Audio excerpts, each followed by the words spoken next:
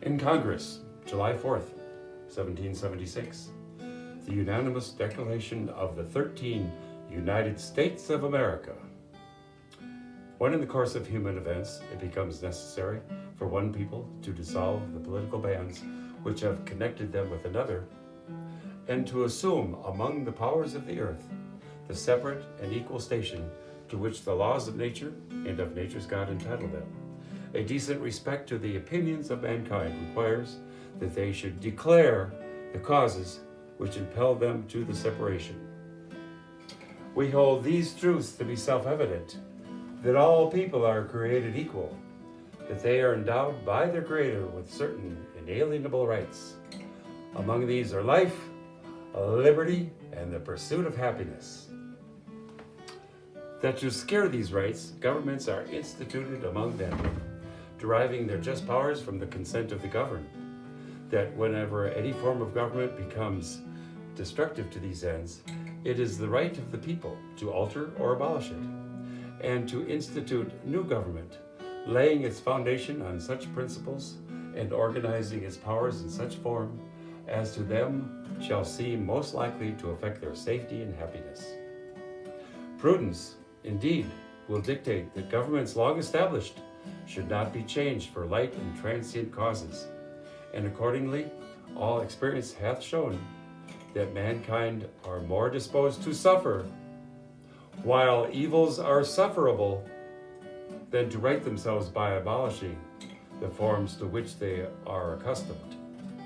But when a long train of abuses and usurpations, pursuing invariably the same object, evinces a design to reduce them to utter, absolute despotism, it is their right, it is their duty to throw off such government and to provide new guards for their future security.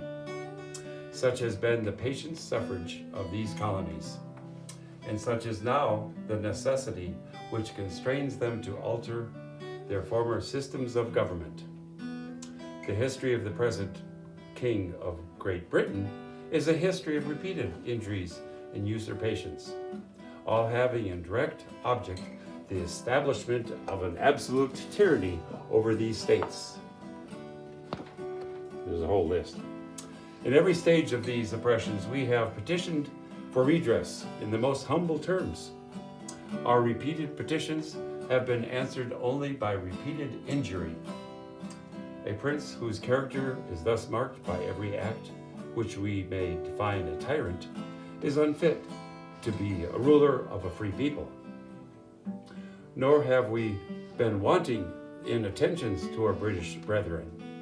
We have warned them from time to time of attempts by their legislature to extend an unwarrantable jurisdiction over us.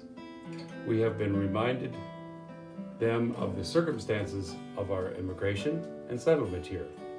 We have appealed to their native justice and magnanimity.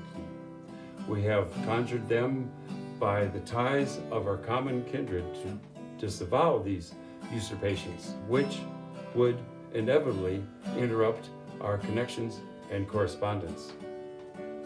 They too have been deaf to the voice of justice and consanguinity.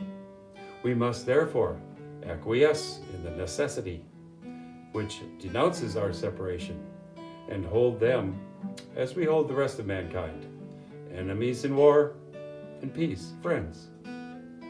We therefore, the representatives of the United States of America, in General Congress, assembled, appealing to the Supreme Judge of the world for the rectitude of our intentions, do, and in the name and by authority of the good people of these colonies, solemnly publish and declare that these united colonies are, and of right ought to be, free and independent states, that they are absolved of all allegiances to the British Crown, and that all political connection between them and the state of Great Britain is, and ought to be, totally dissolved.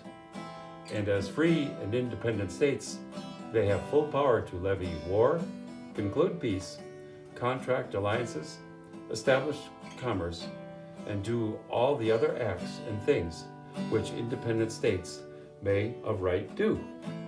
And for the support of this declaration, with a firm reliance on the protection of divine providence, we mutually pledge to each other our lives, our fortunes, and our sacred honor.